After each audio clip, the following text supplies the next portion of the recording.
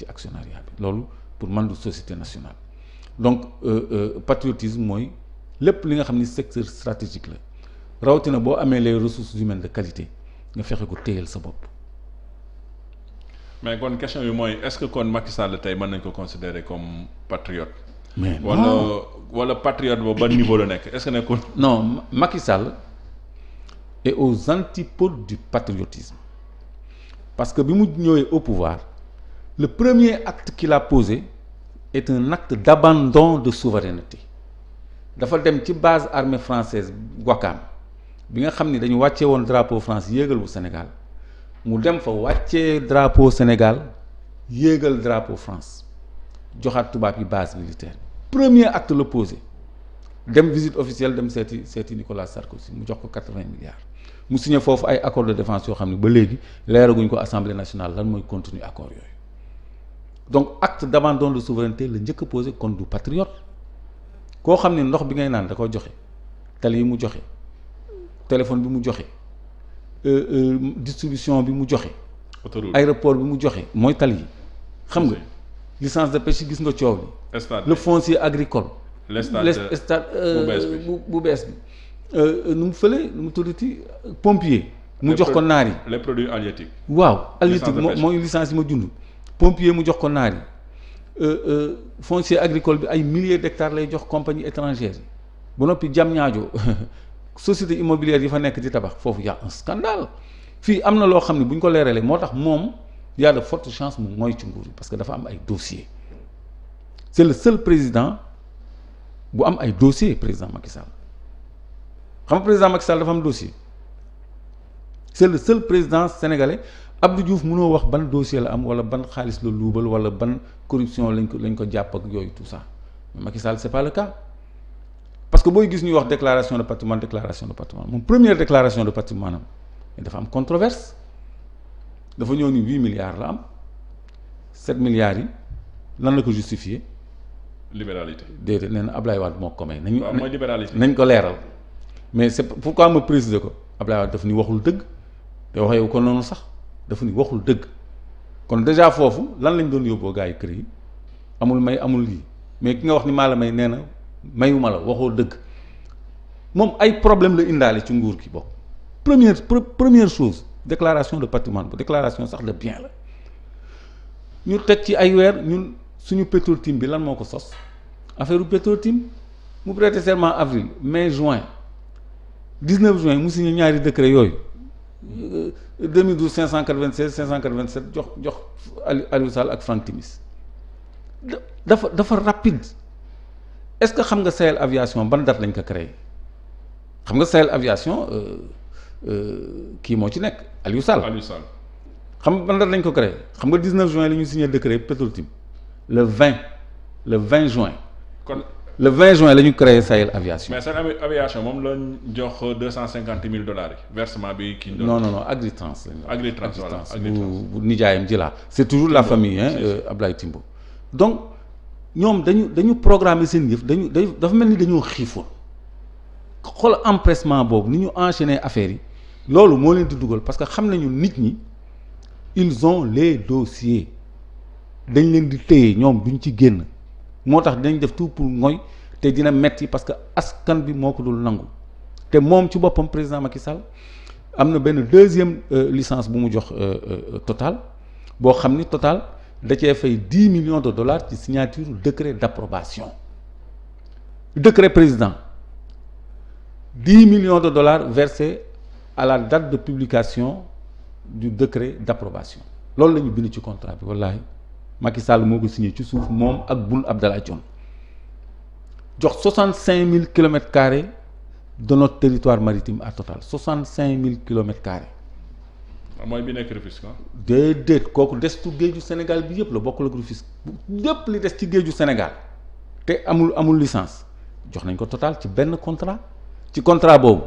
la Total joxe 5 milliards ci signature décret président. loolu lan la yow nga signé décret ñu jox la xaalis boobu loolu fan la mës a am Sénégal lan mooy corruption yow nga signé décret Total versé ci $10 millions maa ngi contrat bi maa ngi signature yi moo ko signé cachet yu xonq cur yi laa yor c'est rigoureusement exact un président de la République warul may citoyen mu koy jëm yenn jëm yi sax loolu ñu ngi koy doog a am Sénégal président bu am ay dossier te jeexul mën naa la limal ay dossier am à la pelle kon ñooñu xam nañ ni bu ñu moyul ci nguur gi mais seen gannaaw du sedd. mais yaakaar nga ne Macky mën nañ ko toppee kon pour faire yooyu. haute trahison mooy nga joxe le reste de ton territoire maritime benn entreprise bi ñuy wax Total ci saa si même pas 2 mois mu jaay 40% yi Petronas def ci deal ce qui se passe dans nos côtes c'est de la flibuste gars yi dañuy def yoo xam ne xam nga man dina sonn naa trop man su doon sama sagol ma umpul lépp du ma lijjanti dara am jàmm comme sénégalais yépp mais ñoom dañu dul doyal c'est-à-dire bu fekkoon ni ñoom dañoo soxla bay brader suñu affaire sax ñu mën a comprendre bu fekkoon ni ñoom ci biir ay signature contrat la ñu am ay dessous de table yu ngeen jox ay milliards yu ñuy lekk sax loolu c'est acceptable mais suñu ressource ci boppam la ñuy joxe robinet bi nga xam ne moo ñuy indil xaalis moom la ñuy joxe comme blogu Saint-Louis bi ñuy sonn Petrotim bi ñu tudd 14 millions et demi de mètres cubes de gaz moo fiy génn par jour loolu mooy plan de production bi Cosmos établir 14 millions et demi de mètres cubes de gaz léegi loolu la ñuy joxe loolu bu fekkoon dañ ci sàcc xaalis ñun mën nañ ko gérer quoi soit ñu baal la wala ñu topp la wala ñu lijjanti ko mais loolu di génnee 14 millions et demi de mètres cubes nga bëgg ko jox Franck Timis ak Aliou Sall ñu koy jaay dagg jaay BP dagg jaay Cosmos dagg jaay et cetera ba mu jeex noonu ngeen signé ay royalties ay redevances yoo xam ni fii 40 ans yéen da ngeen di jotu alors ñun ñu perte ñun suñu patrimoine loolu moo inacceptable loolu moo waral suñu Petro-Tim loolu moo waral yeneen combat yi nga xam ne ñu ngi à venir moo tax problème mu 3e mandat bi ñun mënuñu ko xeex te amagul mais bés buñ ko tuddee ñun man ci ñuy jiitu laay bokk. mais kon est-ce que yaakaaroon tamit problème mu 3e mandat bi ak li nga xam ne moom jalgati ne ko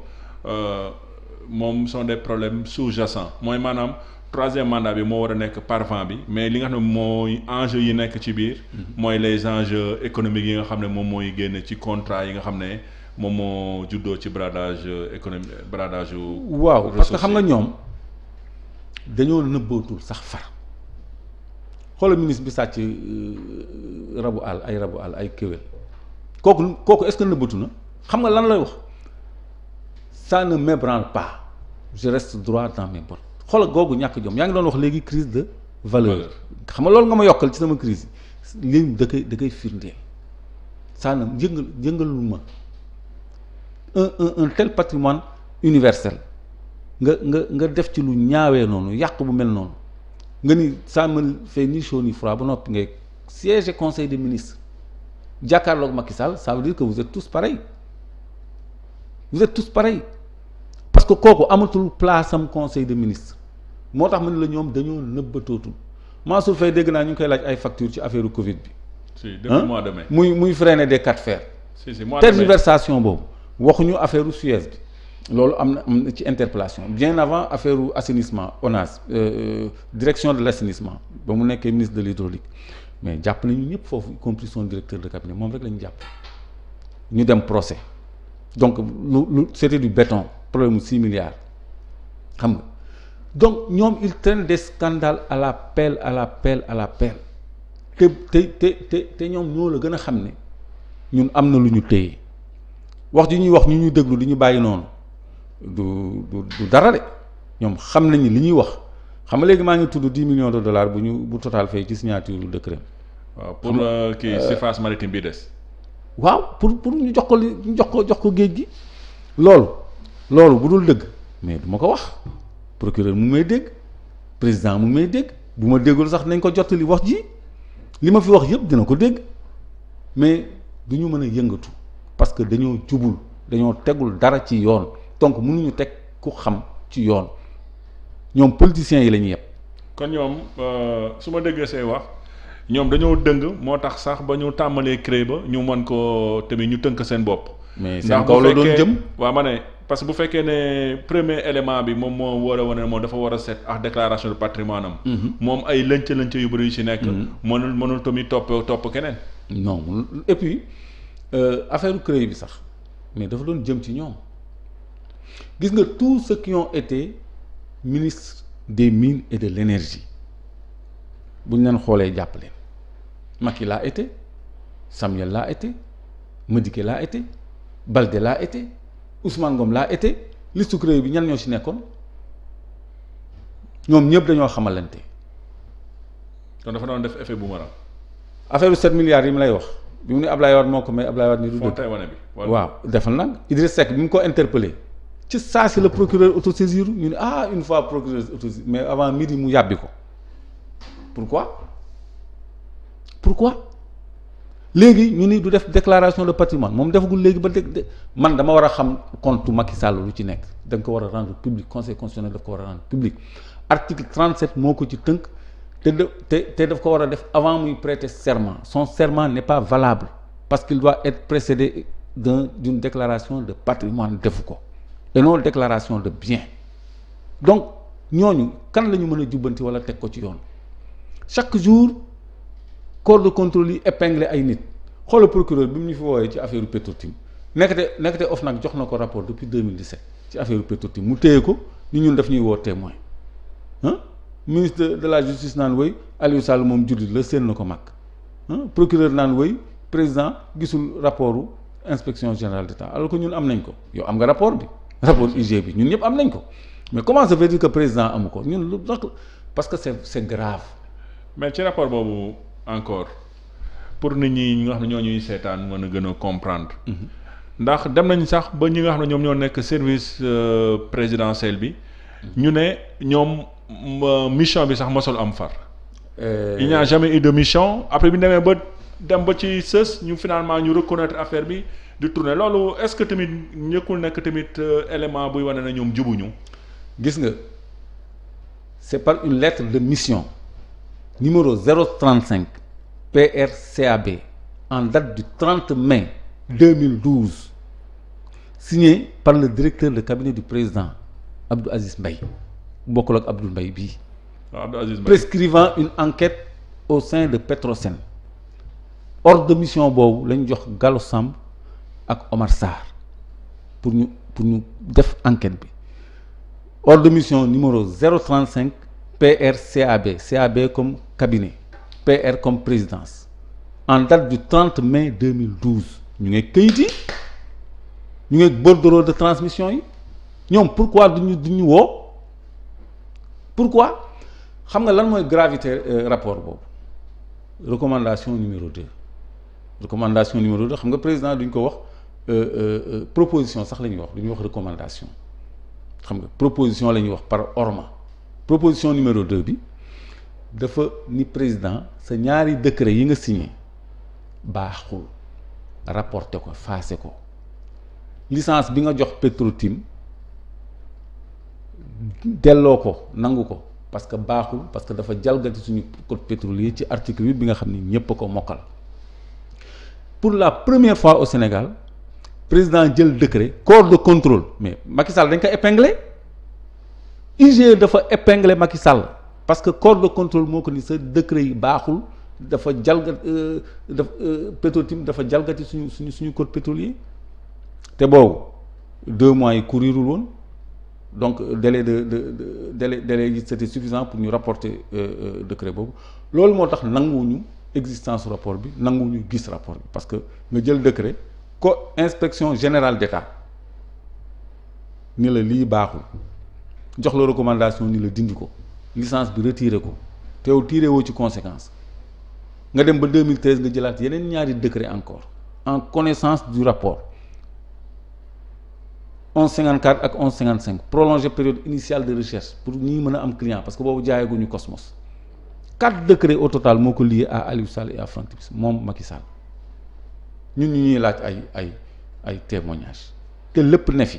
ñu def appel à témoin. appel à témoin te rapport OFNAC bi ne fi enquête bu mëtale njaay dem nañu ba bitim réew xool lépp ñëw teg jox ko procureur te procureur luy dem yoon kese la ñuy teg ci loxoom ñu ñuy woo pour lan ba noppi affaire boobu ñoom xam nañ ni ala kulli aalin dañ koy lijjanti loolu dañ ko dafay dellu ci Sénégal ba noppi am na yeneen niveau de responsabilité yoo xam ne ñoom nañ dem rek ñun fi ñuy jaar fi mu lëjee ñun xam nañ ko parce que gis nga article 8 bi nit ñi di tari capacité financière et technique. l'article 8. waaw du code pétrolier. du code pétrolier bi wax nul ne peut bénéficier d'un titre minier d'hydrocarbures s'il ne justifie pas des capacités techniques et financières pour mener à bien les opérations pétrolières xam nga loolu Sénégal yëpp mokkal nañ ko léegi. si si mais maa ngi leen di inviter ñu visiter le dernier alinéa in fine dernier alinéa bi dafa ne kenn mënul def benn transaction maanaam jënd actif wala jaay actif te amoo autorisation préalable du ministre chargé de l'énergie. Cela veut dire que Aly Ngouille Ndiaye alors ministre de l'énergie et des mines am na deuxième niveau de responsabilité bu bokkul ak ces rapports fallacieux rapport de présentation bi nga xam ne du dëgg bi mu defoon kooku benn niveau de responsabilité mais deuxième niveau de responsabilité mooy ba ñoom Aliou Sall di jaay Cosmos 60% c'était avec son autorisation préalable kenn mënul jaay. te amoo avalu ministre. te amoo autorisation préalable ministre bi loolu suñu code pétrolier lañ ko def article 8 in fine mooy dernier alinéa loolu lañ ko def kon moom Aly Ngouille Ndiaye transaction yëpp 60% yeeg 25% yeeg 5% yu njaay yëpp moo ko autorisé responsabilité mu ngi ci donc ñoom la ñuy interpeller parce que suñu alal dañu ni les ressources naturelles appartiennent au peuple non. si si waaw kon waruñu ko lijjanti dañ cee war a wax affaire bi loolu rek la te affaire boobu lu méttee métti la ci Sénégal nag comme problème orange bi rek opérateur sénégalais ñëw ñu bloqué ko jël tubaab yi séddale leen affaire yeeg soudanais comme ñun Sénégal du am dara quoi. mais ci mbirum pétrole bi. man su ma xoolee li xew Arabie Saoudite ak Aramco wala li xew Mexique. est-ce que waruñu woon tamit ñun nekk ci niveau de réflexion boobu maanaam xool nan lañ tamit moo war a exploiter mbir mi suñu bopp comme li tamit li ñuy def oil Libya. xam nga président Macky Sall sous son régime jël na benn décision bu baax bu ma approuvé parce que pour la première fois Sénégal ñu am une direction de la prospection loolu daf may njortuloo benn ambition wala benn volonté xaw ma nag parce que normalement bu ñu créer direction de la prospection te musu fi am musu ñu ko xalaat man dinaa ci am tuuti xel mu dal parce que dem Arabie Saoudite sore na mais da ngay dem Angola Sonangol mooy Petrosen u Angola ils sont concessionnaires sur tous les blocs Sonangol la société nationale de pétrole angolaise ba noppi total foofu 50% la fa am 50-50 la def ak Sonangol te Sonangol moom concession mais dans la distribution c'est 100% Sonangol mu ngi meloon ni Sénégal tey jii ay station essence yi amul ay Total Oil Libya lépp Petrosen la lépp day doon Petrosen xam nga ñun nekkuñu producteur moo tax. ñun dañuy importer quoi ñeneen ñi ñoo am doole importer donc ñële producteur lañu ils ont la distribution ils ont le monopole de la distribution Total bi mu bëggee ñu def ay enseignants ci kii yi parce que dafa am 50% dafa dolli pour ñu rek ñu bind Total ci station d'essence yi dafa dolli ak actif donc ils ont moins de 50% donc Angola ñoom dañu am une direction de la prospection dañu jënd ay FPSO ay bateaux yoo xam ni dañuy prospecter pétrole ba noppi dañ koy extraire en même temps ay plateformes flottantes la de traitement donc investir nañ ci endetté wu nañu utilement mais ñoom ñu ngi am na ay blocs yoo xam ni dañ koy exploiter te xam nga foofu ay yan superficie la ñuy octroyer ay 400 kilomètres carrés waxuma la 400000 de. 400 kilomètres moins de 1000 kilomètres carrés la ñuy octroyer ñun ñuy jox 65000 kilomètres carrés de nappe pétrolifère à Total pour 5 petits milliards boo signé décret maa ko wax. mais loolu est-ce que jarul tamit ñu porte plainte. xam nga lan mooy difficulté bi parce que ñun examiner nañu les angles d'attaque judiciaire décret bu passé 2 mois doo mën a attaquer décret bi devant la Cour suprême en annulation dafa weesu moo tax affaire Petro-Tim bi rapport IGE bi c'était avant que délai 2 mois yi doon courir pour foofu mais dans le cadre du contrat Total c'est 2017 donc 2 mois yi weesu na léegi mën nga ko attaquer pour abus de pouvoir bon parce que ñu ngi examiner forme yooyu yëpp parce que loolu sensibilisation bi moo des ci niveau opinion bi parce que xam nga corona bi nag dafa arrangé président Macky Sall bu baax a baax parce que dafa téye lu bëri dañu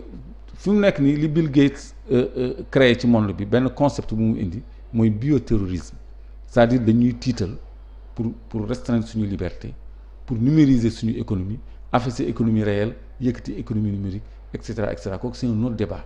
mais arrangé na régime bi parce que lu bëri dafa estompé gis nga démb xaw ma bërki démb Aly Ngouille nee na léegi regroupement yi nañ ko arrêté parce que mënatuñu reconduire état d'urgence mais bëgg nañu wàññi suñu ay liberté parce que loolu mooy li leen arrangé mais à la kuli aal yàlla na leen yàlla xiir ci waxum troisième mandat rek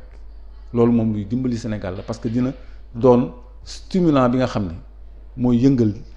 nit ñi nga xam ne ñu ngi nekk mel ni luy nelaw